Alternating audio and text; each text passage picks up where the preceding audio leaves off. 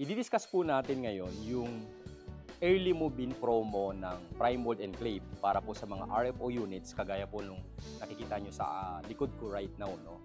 Ito po yung atin pong townhouse, no, na meron pong lot area na 41 square meter at floor area na 47 square meter.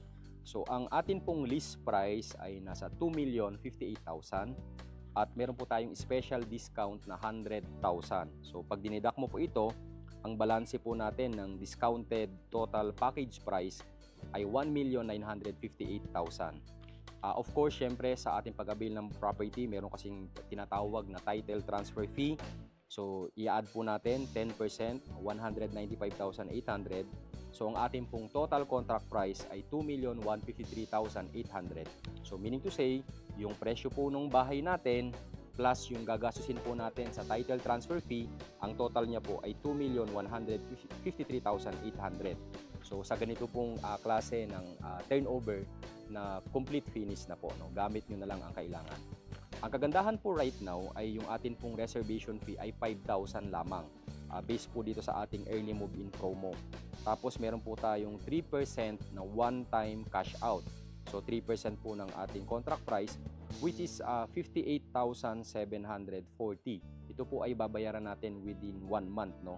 And after that, since ang ating po kasing required down payment ay 10%, so 3% cash out para po sa determining factor po ng ating early move-in promo.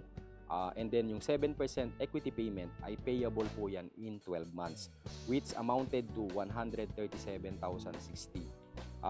And then, yung title transfer fee, babayaran po talaga natin yun. Ang title transfer fee po, usually po yan, binabayaran po natin at the end of our equity term. Kaya po dito, ipapakita ko po dito sa atin pong table, no? Kaya po kung titignan natin, kung magre-reserve po kayo, 5,000 as of this moment na dinidiscuss ko po sa inyo itong ating computation.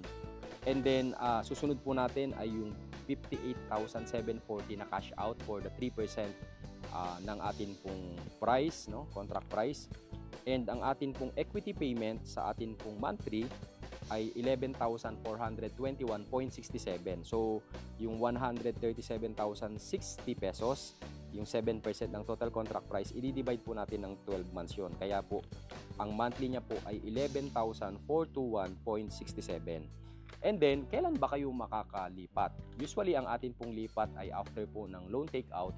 Pero dahil meron po tayong early move-in promo, in 5 to 6 months makakalipat na po kayo kahit hindi pa po nalo-loan takeout o nalo-loan process. Kasi nga po, sa process po ng ating early move-in promo, bago po i-process ang ating housing loan is 3 months bago matapos ang equity. Para the moment na loan takeout na po kayo, tapos nyo na rin po yung equity ninyo. Pero pwede po kayong makalipat ng kahit hindi pa po nalo-loan takeout yung atin pong housing loan. No, yun po yung kagandahan. So nagbabayad pa lang kayo ng 11K plus monthly, pwede na po kayong makalipat in estimated po natin in 5 to 6 months po, no.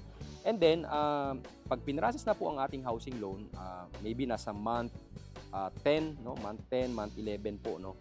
Ang atin pong balanse ay ipaprocess po natin yan either Pag-ibig or through bank financing. So ang balanse po natin ay nasa 1.7 million, no? So pwede po natin yang i-process through bank financing. Ang tie-up po ng atin pong developer ay BPI, RCBC o di kaya po BDO. Now, pagdating po sa BPI, which is BPI May Bahay, po pwede po dito yung 30 years to pay na loan term, no? Kaya po ito mas mahaba ang loan term, mas magaan po ang ating monthly payment. Ang monthly po natin dito estimated, no, sa 7% interest per year, nasa 12,893.71 sa BPI May Bahay. Kung sumasahod po kayo ng 42,979 or around 43K monthly, ay qualified na po kayo para po dito sa ating 30 years loan term. Assuming po pwede pa po kayo sa 30 years kasi may impact po kung mas older na po tayo, mas maiksi na yung loan term na po pwede sa atin. Ang in-explain ko po right now sa inyo ay dun sa pang 30 years, assuming mga 35 years old and below po kayo. Pero halimbawa, sa medyo mas maedad tayo, pwede naman pong 25 years, 20 years, or 15 years, mas malaki lang po yung ating monthly amortization at yung ating monthly required salary. Kagaya po kapag 25 years sa 7% interest, 13,500 po ang monthly natin at nasa 45,000 po ang required salary po natin sa bank financing, no? Kapag naman po 20 years, 14,697 ang atin pong monthly sa 20 years at nasa 49,000 po ang ating required salary. At kung 15 years, nasa 16 plus or around 17,000 ang ating monthly, sumasahod po dapat tayo ng 56,000 na salary po, no, yung atin pong income. Bagamat po pwede rin po ito through Pag-ibig financing, no. Kapag Pag-ibig financing nasa 11,690.7 sa 30 years at kung sumasahod po kayo ng nasa 39,000 ay pwede na po kayong mag-avail dito po sa ating mga RFO o Ready for Occupancy Units kagaya po nung nakikita nyo sa likod ko right now dito po sa Prime World Enclave.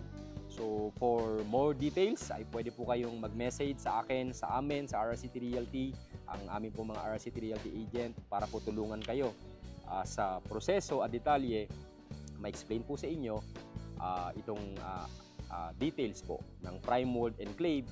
Matatagpuan po dito sa Barangay Kaingin, San Rafael, Bulacan, na kung saan po ay very accessible via NLEX and then Balagtas Exit, Plaridel Bypass po, no, dire-diretso lang. Ang ganda po ng way na po dito sa atin pong Plaridel Bypass. And few minutes lang nandito na po kayo sa location ng Prime World Enclave mula po sa Plaridel Bypass. So yun po yung kainaman, especially kung kayo po ay may service, no.